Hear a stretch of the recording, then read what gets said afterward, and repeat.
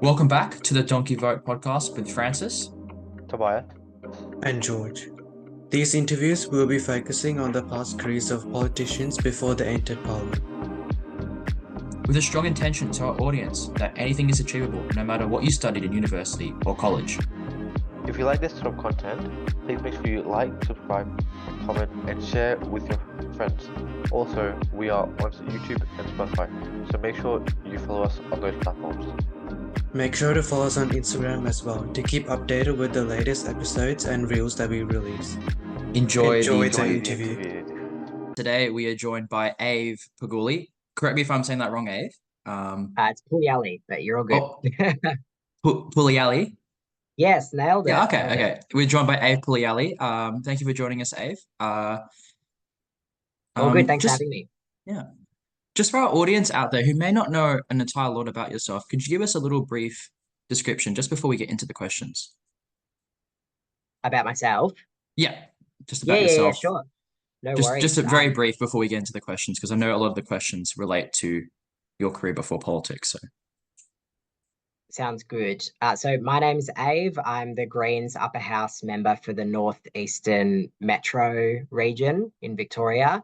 I use he, him pronouns. My portfolios are young people, education, and legal cannabis and drug harm reduction. Interesting, very interesting there. So those are sort of the issues that you're focusing on in Parliament for the next 2 to 3 years. Look, we speak, myself and my colleagues speak about a whole range of issues, but in terms of portfolio workload, those are the issues that I've got coverage of. Yeah. Interesting. I think we'll might as well get started with the questions. So my first question to you, Aiv, is how was your high school and university life, and do you have any memorable moments? Look, it's quite broad. I hopped around a bit. I would say I've greatly benefited, at least initially, from our public education system that we've got here in this country. I went to a public high school, Eltham High. It's a bit an oddball because we didn't have a uniform. Really great arts culture at the school. Really quite hectic and full on and rewarding music program. But also, I have a really fond memory of the sort of English and debating departments, and I think fittingly, like where I've ended up later in life. Like it's interesting some of the things that I used to do back in the day when at that stage, or even during uni, like I had no inkling whatsoever that I would end up in politics. But things converge in strange ways. Things out can of the change universe. in life. Yeah. Do you have any? So Yeah, just did continue. you want me to go into university as well? Was that part of the question? University as well, and then like any specific like memorable moment that you remember from those times. Yeah. Okay. So in terms of like the sort of the journey, so public high school, I started a music degree at University of Melbourne in classical trumpet, and then I realized very quickly that that was not the sort of tertiary space for me. It is for some people. It's a really full on part of the arts and cultural sector, but I ended up going into theatre. So I did a diploma in Sydney, and then I did a degree in music theatre in WA. And then I sort of came back to Victoria right before the COVID lockdowns. And then obviously that sector drastically changed at that time. So I think myself and my colleagues, particularly from that graduating year, a lot of us pivoted very significantly into different parts of the, so they're just working in production all sorts of space industries and that sort of thing now. A lot of them still in the industry. Some, unfortunately, many did have, not just my colleagues, but across the board, a lot of artists did leave the sector during those years because we weren't able to access income support for the types of work that we were doing, particularly contract or casual employment arrangements, which is a big part of my sort of industrial background prior to formally entering politics, which we might get to in a bit. But yeah, in terms of memorable moments, like in terms of education and in terms of moving through those different spaces, I would say that I've benefited so much from being exposed to the arts as a thing to study. I think if everyone was afforded the opportunity to go into a creative practice and to view the world and think about things that we deal with in daily life in that way, inspiring that creativity and really putting it to use, it is a really empowering thing as a human being. And I think a lot of people, both in my current workplace, but also out in the community, if it was something that was afforded to everyone, as part of our broader education system going forward, I think it really does uh, provoke new ideas and push people outside their comfort zone and form kind of well-rounded people, which is why it's really awesome when I see, schools out in the community with really strong arts and music programs, because it does, irrespective of what field you end up in life, it does enrich your learning and lived experience. In terms of my schooling, one of the most, in addition to that, one of the most definitive things that I did was I went on exchange when I was in, I think, year 10, Hmm. to a sort of quite industrial, quite working class part of Northwest France. And that, I was learning a language at that time, and it was a whole thing. And it kind of, I think it's a way of viewing life through a very different lens. You're with a different family for like months at a time. And you're going through their schools, and they had, like, there's so many things that I'm looking at now in terms of like policy that I think I've seen firsthand over in that country, like things like school lunches. It's a given that you've got a really nutritious, excellent program that's just at all the public schools being delivered to all kids. You've got access to a nutritious meal, and it's just a given that that is a thing. And yet in this country, people struggle to put food on the table and to pack lunches for their kids. And I look at something like that and I go, that is, how can we arrive at that kind of a scenario? Because it really sets people up on a level playing field, that you have access to this essential thing that is nutritious and nourishing food. And so I always say to people who are able to access those programs in our schooling system, it really, really is worthwhile. You really start to see the world through a different lens. And so I suppose both those things that I've talked about just now, like arts practice, but also exchange programs, like it is this thing about how can we as people see the world in different ways and have that empathy with what it's like to be a different human being than ourselves. Hmm. Yeah, and that's very, very true. And as you were saying before, many, many people nowadays as well, they do have a lot more access, to musical classes. In our high school, we had, music class, compulsory, I think, in year 7, year 8, and year 9. So I think it does give you a really good, broadens your horizons a little bit, and it gives you a different perspective on different things. And I do know some people as well who did go on and do music in year 11, year 12, and I think some of them as well are, doing it in university. They're really into that sort of arts culture, whether that be dance, whether that be, playing an instrument, that sort of thing. So I think it's really, really good. And it's very, very beneficial towards younger people, especially teenagers. Definitely. Yeah. And would you say as well, do you have any like also like in university, do you have any specific moments that you remember?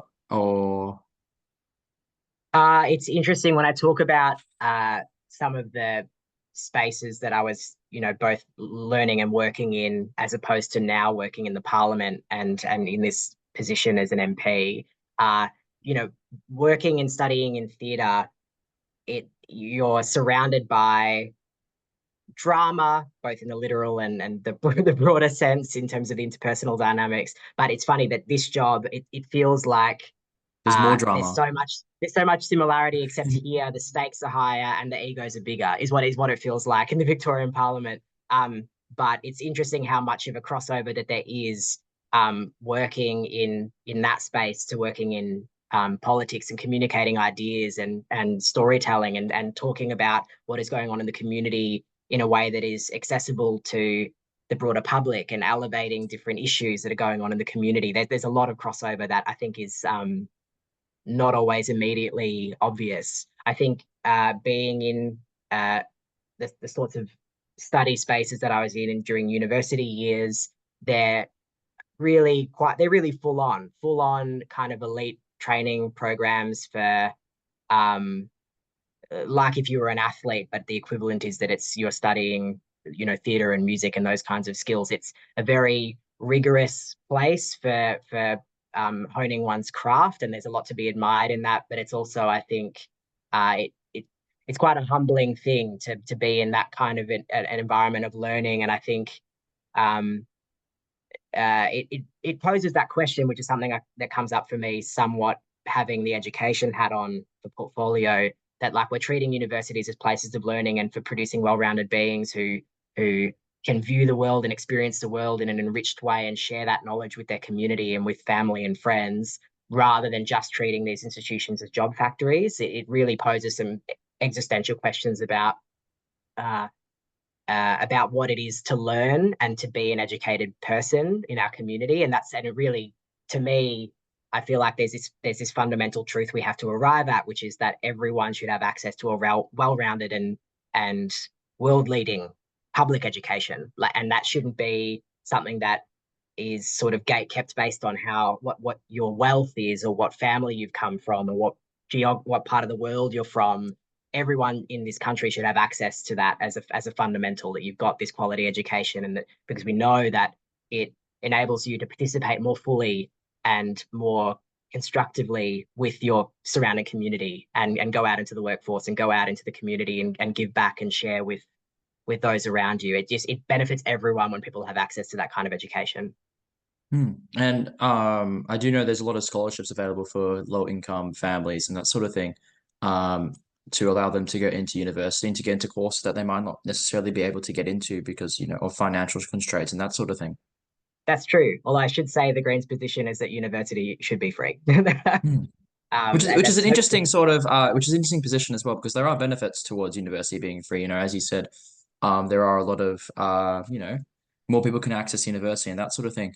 But there are some negatives, of course, from my opinion, of course. You've got a lot of revenue generated from universities comes from international students paying full fees, and if we make it free, then we will be losing a lot of that sort of revenue and that sort of thing. So that's another big issue. But it's an interesting sort of concept to debate about, because there are some good things and there are some bad things, of course, with it.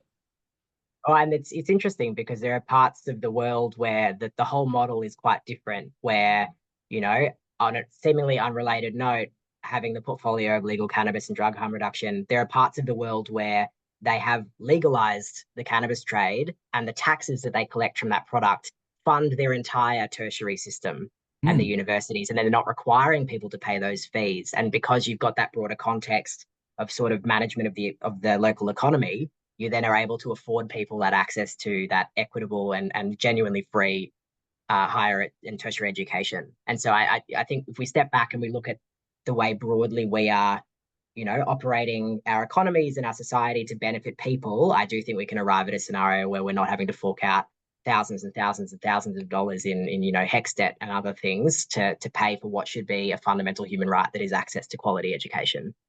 Yeah, and talking about HECS as well, I do think as in general, because it is adjusted towards inflation, that sort of thing, and it can skyrocket in sorts of price. That, I think, in my personal opinion, that's really, really against really, really, morally wrong and that sort of thing, because adjusted to inflation, it could go up, $10,000-$20,000. And if you're working 30s, 40s, just like a middle income job, that's almost as if you're not going to ever be able to pay off your HECS debt. So, that's pretty concerning. Yeah, it is really concerning. And we're starting to see the occurrence now where the rate of increase in someone's HECS is outpacing the rate of growth in their pay. And so you can arrive at a scenario where you're unable to pay down that debt, which is more similar to what we see in parts of the US, their system, which we should not be trying to aspire to at all. We've got already this system that we're already working with. We need to be improving it rather than seeing it get worse. For sure, for sure. I think we'll move on to our next question, Aiv. That was a really good answer, and I think we spent about 15 minutes on that question there about your high school, university life, and I mean we did kind of backtrack a little bit off it, but pretty good answer there. So, Aiv, before you entered your work in the art industry, you worked as an artist, a composer, and a producer, working across the independent music industry. Are you able to talk a little about your career in the arts industry? And I'm also very interested to see your trumpet skills. I'm afraid I don't have the trumpet on me at the moment. I'd have to Another time probably. But no, all good, all good. So I've had a pretty particular journey in terms of my arts background, and I will also flag, like, I'm quite young. So at the time that I entered politics, I was still quite early in my career in the grand scheme of things, if I'm honest. But I think are you the youngest MP in the upper house, Aiv? So I'm the youngest MP in the Victorian Parliament Oh, currently. wow. So, which to me, I actually don't feel that young. So it probably says something about the Victorian Parliament, to be honest. Anyway, um, uh, my background, I sort of spoke to it slightly, briefly earlier.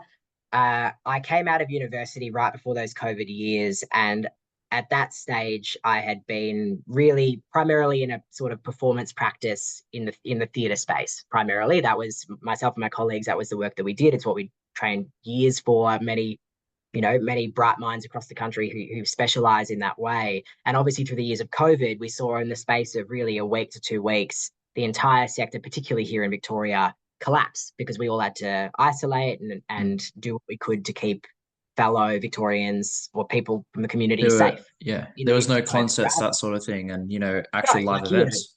people were at home and there were people trying to put on performances from their couch and live streams and a whole manner of things people were trying to do to maintain their craft while they were in that environment. But critically, most of the sector, myself included, during that period, did not get access to the JobKeeper scheme that was rolled out for other parts of the workforce. And so it meant that a lot of people who would rely on their skills and their craft to pay their bills, to pay their rent, to pay their mortgage, provide for their families, they could not do that. And so a lot of people were immediately forced to seek other forms of employment or to supplement what would have been their regular income. There was a huge push from across the sector to get ourselves recognized as workers, essential workers, like other parts of the workforce, that we provide a service to the community and to fellow Victorians, to fellow Australians, and yet we were unable to be afforded that access to income subsidy or income support. So, like I mentioned earlier, a lot of people did ultimately have to leave the sector because they were unable to, meet their financial needs, pay their rent, support their families, pay their mortgages. And unfortunately, a lot of those people have not actually come back to the arts and cultural sector because it just went on for so long. And they just, once you've left, it's very hard to come back in. Usually you've got to maintain your craft, hone your skills. Um, and ultimately, the whole thing for a lot of people, I mean, there were pretty dark times for the broader community in general, right? Those were hard years, but it demoralized, I think, a big, really a generation of artists going through the sector at that time. And myself and my colleagues, we'd really just come out of university practically. And so you're at that really early emerging phase of a career. And so then normally when you'd be going gangbusters trying to work and do particularly smaller and independent work, as often people do at that part of an emerging artist career, none of that was possible. And so at that time, myself and many others, people either left the sector or, in my case, we pivoted to try and do work within the remnants of the sector that did not require that performance, live, collaborative practice, being in the same room as other people, breathing the same air, and and all the risks that poses for things like COVID. So at that time, I really lent on other skills like composing, production of particularly sort of music or audiovisual work. I did a lot of sort of the more administrative, like arts admin side of the business, which is grant writing and helping manage projects that are for a broader team. Sometimes not even in Victoria. Like I was working across the country with artists from all over the place during that time, and it really broadened my practice quite a lot. That I was going into much broader than what was a traditional, like I'm doing theatre on a stage sort of gig. So it was, I think I learned a lot from that time, but it really did diversify and pivot the arts practice that I had. And really coming out of COVID, that was where I found myself, was in that sort of composer, producer, sound artist, like some of those spaces. And some of that still collaborated with a theatre context, but it was quite different to how I went into the years of COVID. Mm. In that time, I got really active with my union, which is the Media and Entertainment Arts Alliance, which is a really broad union that covers effectively pretty much the entire breadth of the arts industry, almost all of it, in addition to a few other facets of things like journalism and sports. And at that stage, particularly during those COVID years, it was, like I mentioned earlier, trying to get governments to recognize that artists, that cultural workers, creative workers are workers, and they need income, and they need access to what they need, to do what they can and thrive, so that the community can benefit from what we bring to our communities and bring to our economy, both locally and abroad. And so that was a real push, particularly during those years of Scott Morrison, because of the JobKeeper program and getting that broadened. But also, there was, for context, this was also at a period we just had the kind of global Me Too movement. So there was a whole lot of change in terms of how the industry was keeping people safe and free from harassment on sets and in production environments. There was the Black Lives Matter movement going on at the time as well. So that raised a whole lot of things around representation and casting, and again, making culturally safe spaces within the industry. And so there was a lot of industrial movements going on at the time that were overlapping this all of this work. And so I found myself really thrust into the center of a lot of that. And I was effectively sought to use my voice in a really constructive way with colleagues, while many of us were either pivoting or unable to work in the way that we normally had. And so I found myself being very, very active at that time. That effectively led me actually into politics, in that at those years it was what we were in the midst of lockdown. It was 2020. I cast my mind back. It feels a bit hazy now, but there were Long local time council ago. elections. Yeah, it feels like a long time ago. There were council elections going on at that time in my area. For context, local council is a source for many artists of funding and even just sort of seeding grant income sources. And so it can really sort of seed or prompt productions or works to commence that sort of initial funding boost that is needed to get something off the ground. And so, looking to my local council, that is when I became more active with the Greens, and looking at, actually, we have policies that seek to support artists and want to see more funding go to the creative and cultural sector, and see more grants, residencies, things that are going to enable our creative industries to thrive and offer all the wonderful things that we do to the community, because we know that everyone benefits from that. And so I got active in the local council campaigns then. We got our first councillor in my local area, being Nillumbik Shire. We got our first Greens councillor elected, who is currently the mayor, I should say. And then that kickstarted my journey with the Greens. And so then from that, there was a big federal election, which finally saw the end of the years of Scott Morrison, which I know a lot of young people were very excited about that happened. But before I knew it, we're looking at it was a double election year. There was a state election coming. I put my hand up, not necessarily expecting to get pre-selected, and then I did, and then ran a really strong campaign as much as I possibly could with a shoestring of a budget, not expecting to win, and then I did, and then now I find myself in a position that I would have never normally sought to aspire to in those previous years that we've been speaking about. But one thing leads to another, and there's just something that happens. I think, as you've probably spoken to others who end up in our parliaments, not everyone initially sets out to be here, and then you have this responsibility of representing the community, representing a whole range of different people that have put you in this place, and you just do the best that you can to fight for your community and get the best outcomes. Very, very true.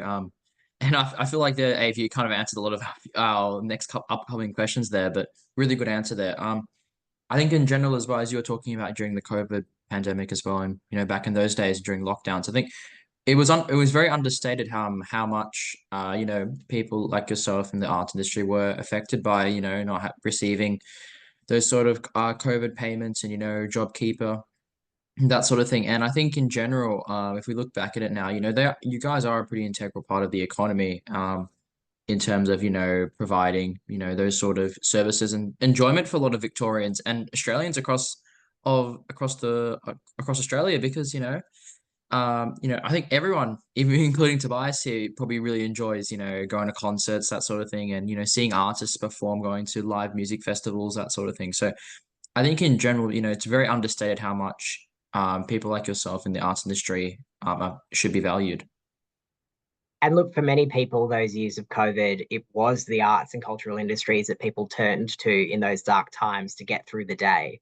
to find that joy in what was some pretty dark times for many people for a lot of reasons. And so there was just something that kind of didn't match that's the case when we were unable to access that funding support. So it's a really integral part of the community and our broader economy. And I think there's a lot more that can be done to support it.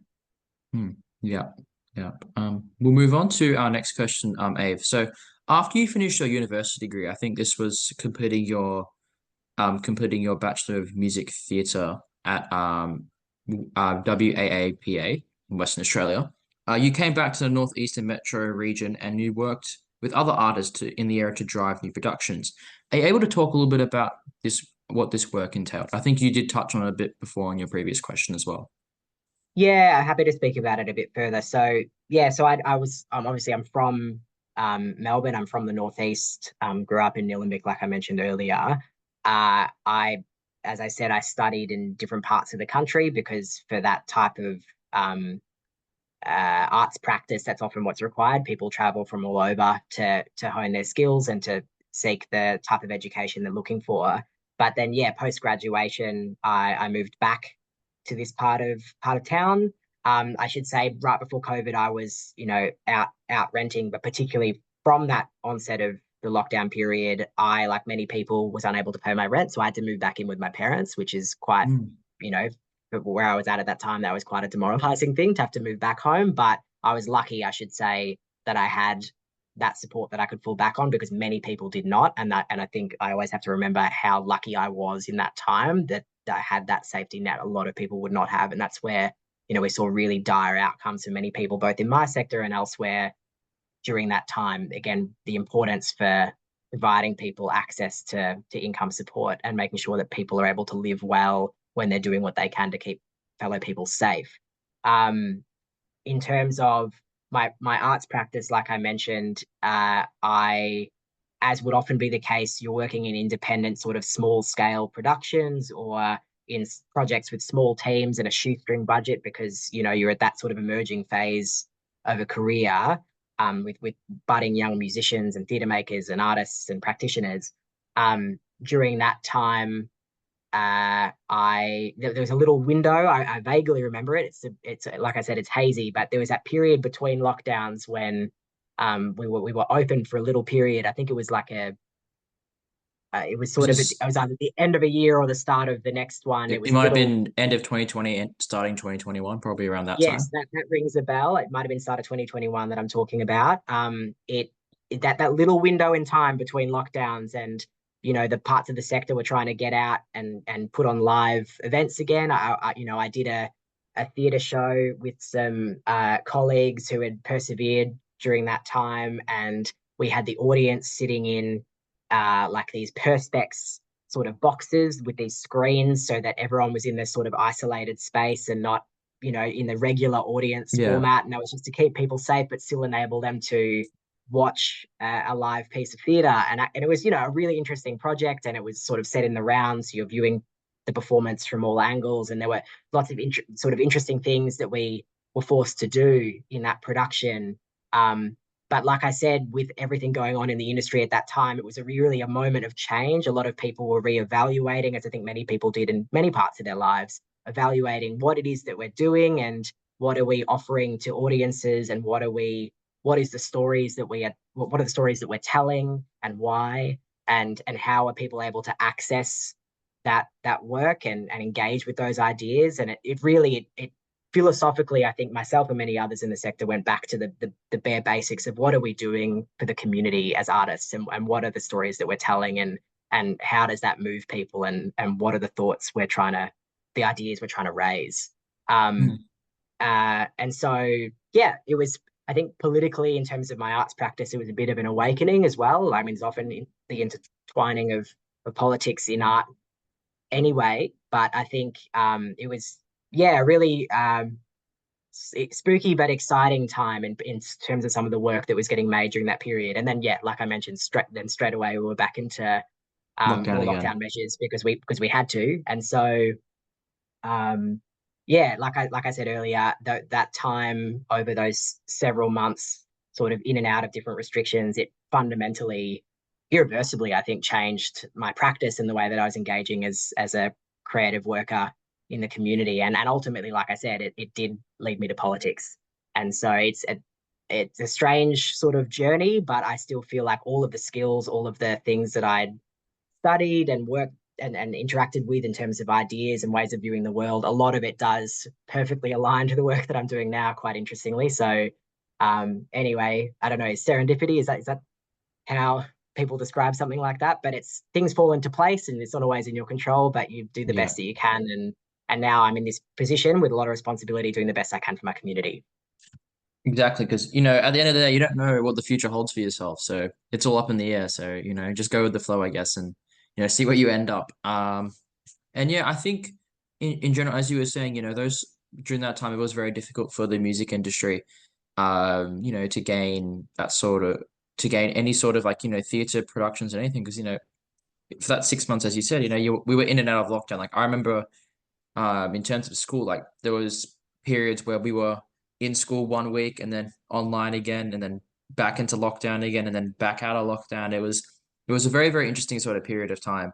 And just a quick question as well. So Ava, are you still currently living with your parents in the area, or have you've found your own place now? No, I can confirm I'm not living with my parents anymore since doing this job. I don't think that would have been feasible, It would to have be been it would honest. have been quite Um, interesting. But look, I ran my campaign from my childhood bedroom, and Oh that was wow. again partly out of necessity because to campaign takes a lot of hours and a lot of your time and energy. And again, I was lucky that I was able to do that. It was quite a bizarre experience. I'm there at my computer at my desk sending emails and calling volunteers, and I'm wearing my hoodie, and it's just And then like you've got like all it's like your childhood pictures around and that sort of thing. well, it's a strange sort of picture that I don't think people necessarily see in terms of the glamour of what running a campaign is like. But that was that Mm. was that was the time. But no, I definitely don't live with my parents now. Good to hear. Good to hear. It would be. I mean, it would be quite interesting to see someone living with their parents still, but it's probably better that you have your own place now. I'd get in too many arguments, I think. For sure, for sure. I believe we're up to our next question here. So, Ave, what are some of the priorities for the Northeast Metropolitan region in the next? What are some of your priorities for the Northeast Metropolitan region in the next 2 years of your parliamentary term? Look, great question. I think right now across the board, many people from all different parts of the community, of all ages and backgrounds, people are struggling with the cost of living. I think as politicians, as members of parliament, we should be doing everything that we possibly can to ensure people are able to put food on the table. They're able to pay their rent. They're able to live a good life because ultimately, the way that governments handle budgets and the decisions that we make should not put everyday people worse off. People should, in this country, we have a lot to be thankful for, but we have a responsibility, I think, as leaders across the community to keep people safe and well. And so, yeah, cost of living is something I'm regularly hearing about, and that can be as broad as ensuring we have investment in renewables to bring our power bills down, to ensure that we are tackling the supermarket duopoly, that people can afford their groceries, afford food, which really is an essential thing for life, and also ensure that we're taking on the property industry that has often a lobbying relationship with government to ensure that people are able to afford their rent, they're able to afford their mortgage, that we're building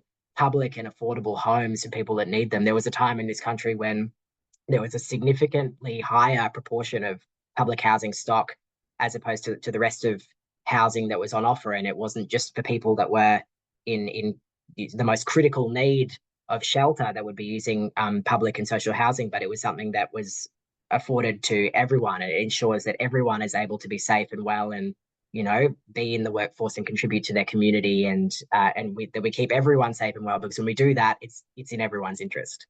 Um, That's but yeah, that's very, very true. as a Greens MP, obviously, I also hear a lot about people who are concerned about protecting our environment and caring for our planet in what is a worsening climate that is being worsened by the effects of human beings in industry and pollution. And it's important that we are taking action to protect our climate and to ensure that we are looking for a clean, green, renewable future. I think the community members across the Northeast of all different backgrounds want to be part of the solution. And so we're seeing this record uptake of people putting solar on their homes and trying to electrify their day-to-day life, getting off fossil fuels. I think it's something that's widely accepted that if we're serious about taking climate action, we need to stop pouring fuel on the fire, and we need to be moving towards renewables and towards cleaner and greener ways of living. And that shouldn't put anyone worse off. Ultimately, these are things that governments can be tackling to ensure that we are taking care of everyday people. Mm. And just to go back on your public housing, oh, you're talking about the public housing. I think it is quite strange that, the government is, getting rid of a lot of public housing now, and there isn't enough significant supply to, meet with the demands of people who really do need public housing out there. And it is quite frustrating though as well. I do know the government's really trying to, push towards putting public housing with residential and private housing as well, which I think can be a good thing, I guess, because if we do have a conglomerate of too much public housing, as you've seen, even across Europe and that sort of things, like it can really turn those sort of areas into a bit more of like ghettos and that sort of thing, and there's larger crime and that sort of thing. So I feel like mixing them in together is a good strategy, but as we've seen with the government currently, tearing down those public housing blocks with not really much in terms of supply or even plans to have adequate replacements being built in the future, it is quite concerning. Look, when we take care of fellow Victorians, it is the broader community that is better off. We should be doing everything that we can to ensure that everyone has access to a quality, secure home that meets their needs, that is accessible to them, and is, puts them in a place to be involved and active in their community and in the workforce, and provide for their family and participate right across the community. We know that public housing is so important as part of a broad range of things that governments can offer to ensure that people live a good life and are able to participate and live well across the community. I think when we saw the plan at sort of the end of the final days of Daniel Andrews last year, the announcement of the knockdown of the public housing towers, I remember watching that press conference with my mouth open, just my jaw dropping, because I would have never thought, I've seen some shonky policy from Labor in the past, but really it, to me, was a new low in terms of how we are working, how we are talking about housing in our state. I think, sure, we can absolutely have a conversation about making sure that public housing stock that we've got is as up to date and refurbished and renovated and appropriate for the needs of people as possible. I think that's something that governments, particularly state governments, should regularly be doing. You've got oversight of all of these public homes, and yet what we have seen, I think, is really it's a property developers picnic.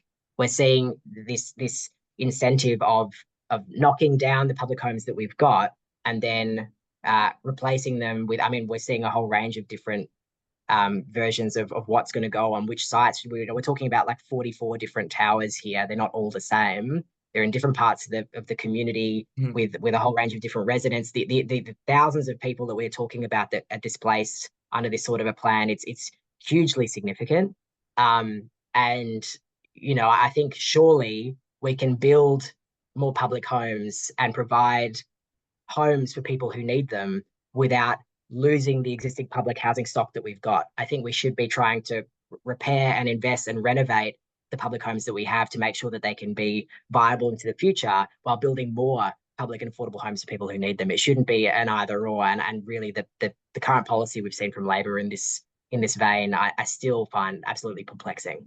Yeah, I totally agree with you there. What's the problem with just redeveloping these sort of towers and actually still keeping it as public housing? Because as you said, we don't know whether there'll be more public supply and that sort of thing. So in terms of public housing, so we don't know where the supply is going to come from with these towers gone. So it's going to leave a lot of people homeless, and it's going to be affecting all Victorians in some sort of way. What I find quite worrying is when and we're getting some pretty shonky answers in terms of questioning on this subject about what were the alternatives, what feasibility was, what studies were pursued in terms of the alternate options to just knocking it all down that we're seeing proposed. I think routinely we've seen cost brought up as an excuse as to why it was required to demolish these public homes, and this vast redevelopment scheme that is going to take many, many years to complete. And, again, thousands of people, who knows where they're going to end up out of this whole plan. The fact that cost would be used as a justification for not investing in repairing the stock that we've got, to me, it's completely shonky. And ultimately, it should be a priority of our state governments of all stripes, of all different political persuasions, to invest as a priority in the public housing stock that we have and build more public homes. I think, there's a whole range of things that we spend money on in this state, from racing to do a whole range of different industries. And when you look at the provision of housing, surely that should be a top tier priority for our governments. For sure, because it affects people's lives, and it allows for people to access affordable and better housing, and it actually provides people who maybe fleeing danger a safe space to live. And if we're tearing those sort of towers down and we're getting rid of that sort of supply, where are these people going to go if they need actual housing, they need support?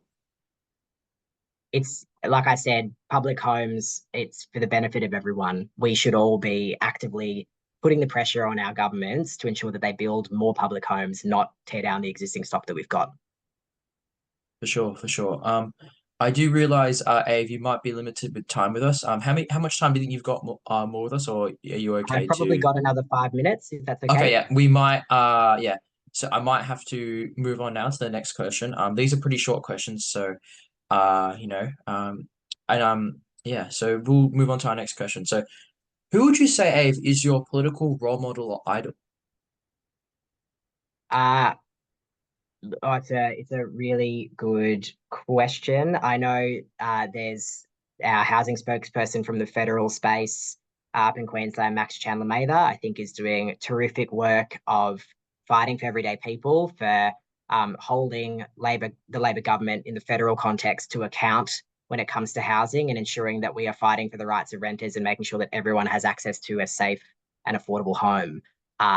I think there's a really strong ground game going on across the board for the Greens at the moment, but I think there's a lot to be learned from the Queensland context, where they've got those hundreds of thousands of doors being knocked from right across the community, both inside and outside of elections, making sure that we are, as members of parliament, reflecting the views of our constituents and making sure that their needs are genuinely being catered to and people are being cared for in this public service that is being members of parliament and having that position in our communities. I think too often we see politicians not listening to the voices of community, and I think if we truly were doing that, we would see stronger climate action. We would see more affordable homes being built. We would see the tackling of cost of living, rather than this cozy relationship with the big corporate parts of the economy, the top end of town. I think that the everyday people need more support, and they need more of a look in when it comes to the way that politics is run. And that's something that I aspire to, and I think the Greens are really striving for.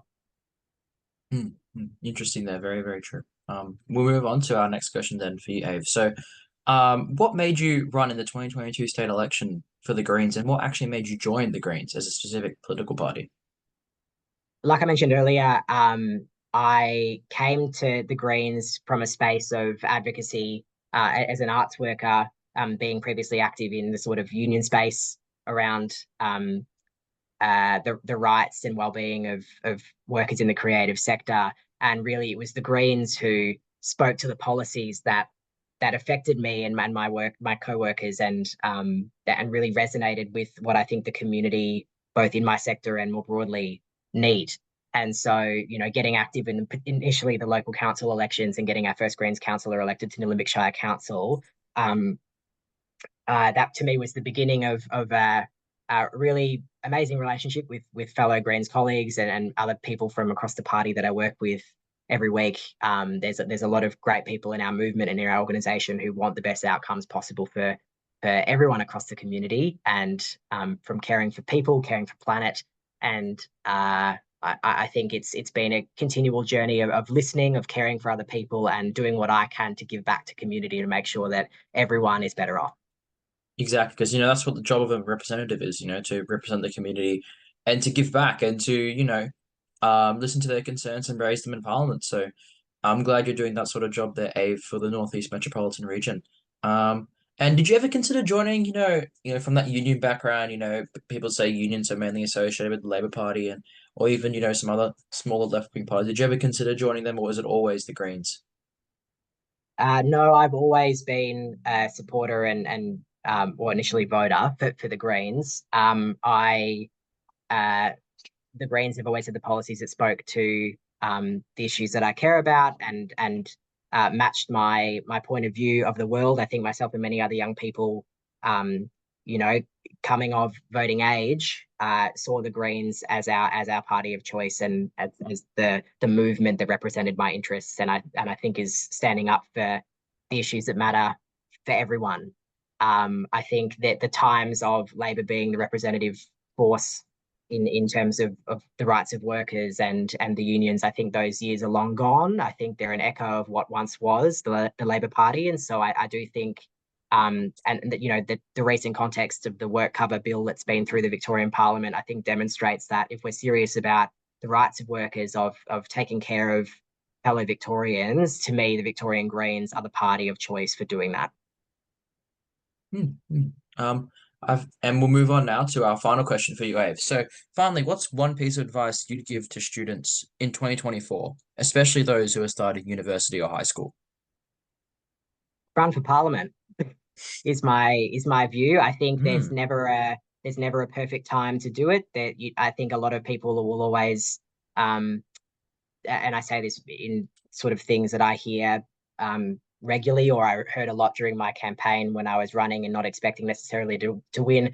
Young people are often underestimated.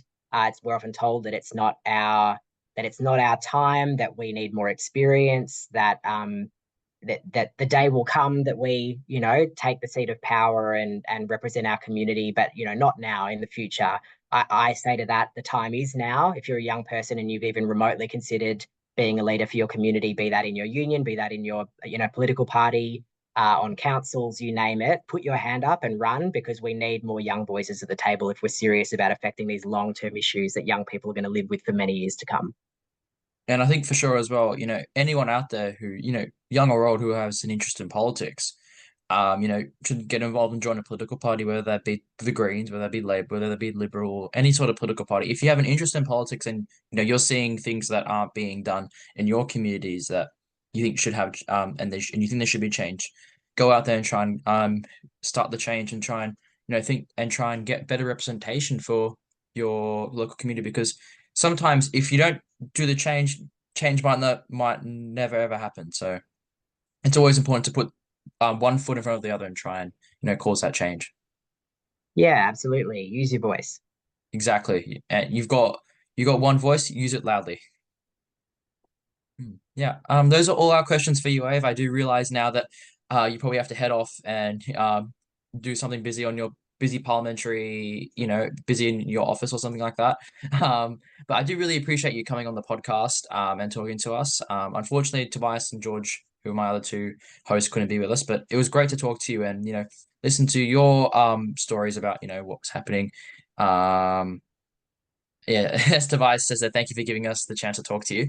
But yeah, it was great to really hear your stories and to, really understand like where you've come from in terms of your political career as the youngest MP for Parliament and, what you think should be happening and what change you will be pushing in Parliament for the next couple of years. No worries. Thanks for having me. Yeah. Thanks, Ave.